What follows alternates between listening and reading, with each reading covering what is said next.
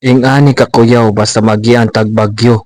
Tanan kahoy nga dagko balion ra sa hangin ug kusog nga uwan. I hope kaning tanan ang atong nasuwayan o pagsuway nga nagyan sa atong kinabuhi magsilbing experience na sa aton para makapangandam kita mga Pinoy, no? Dili jud lalim basta naa ay bagyo. Samot na kung signal number 1, signal number 2 ang inyong lugar. Siyempre makasulti jud ka evacuate na lang kay ngano. Kuyaw manggod kung dili kayo evacuate nya mosalig ka lang sa inyong balay. Wala ta kabalo kung unsa ka kusga ang bagyo nga moigo sa imuha. Sama sa ako ang experience sa una, bagyong Yolanda, ako ra nga usa sa among balay. Kaya nga akong mama ug akong papa, wala naman. Ang akong mama nasa Cebu ug ako mga igsoon. Nagsilbing experience ni nako ang bagyong Yolanda. Pagka after na naka-experience pud ko sa bagyong Odit ngadto sa Cebu.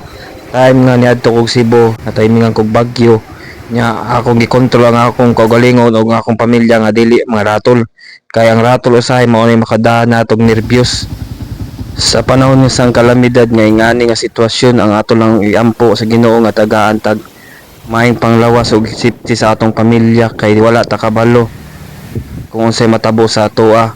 Pero ang importante hugot ta sa pagsalig sa Ginoo ug mosalig ta sa atong kaugalingon.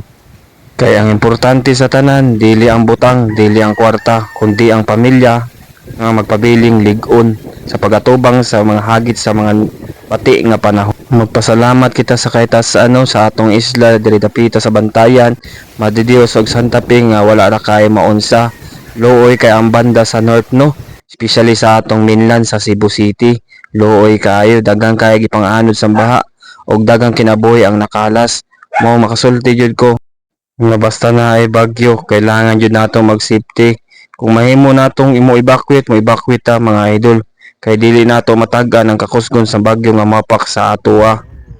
After din sa bagyong Tino mga idol, mo ni atong makita sa atong kadagatan perti na nantapa og daghan kayo ang mananagat nga nagtan-aw sa ilang pambot, nag-check sa ilang mga sakyanan kung wala ba mga damage og daling dapita makita nato nga grabe kalinaw sa panahon after sa bagyong Tino, no.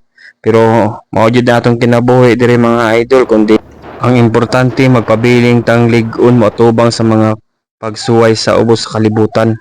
So ako day si Idol Maglakbay TV, no, usa ka content creator diri sa atong lungsod sa Madre Dios. Ug ako kamong i-update sa mga natabo diri sa atong isla, no. Kani diri dapita mga idol padulong dai ko sa boundary sa Madre Dios, no, kay padung ko mo duty. Ug diri dapita mga idol paspas ra kay nalimpyuhan ang atong kadalanan, no. So, gumikan sa atong mabti kong Mayor Romeo Villasiran og diri nagiyan na nato sa atong motor. O sa panahon diri mga idol nga natabo ang bagyo mga idol, grabe nga kasamok sa atong nakita diri idol, pero karon ato nakita nga grabe na jud kalimpyo og silig na lang ang kuha nga idol, limpyo na kay atong karsada. Ingani kaadto ang aton mga nagdumaa diri sa atong lungsod sa Madre Dios mga idol, no. Og kaning mga hulagway idol di kaday ni sa barangay Tarong mga idol, no, inagyan sa bagyong Tino.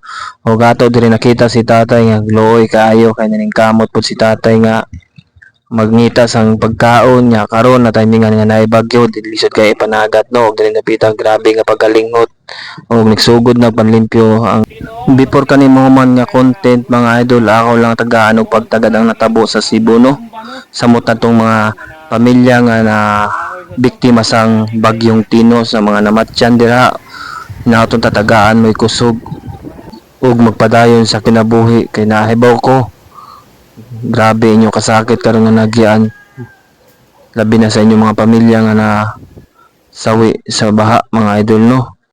Og hinaot ko laban lang gyapon sa kinabuhi og kani atong gobyerno unta hinaot kong tatagaan ni siya pagtagad kani mga lugar nga grabe ka baha.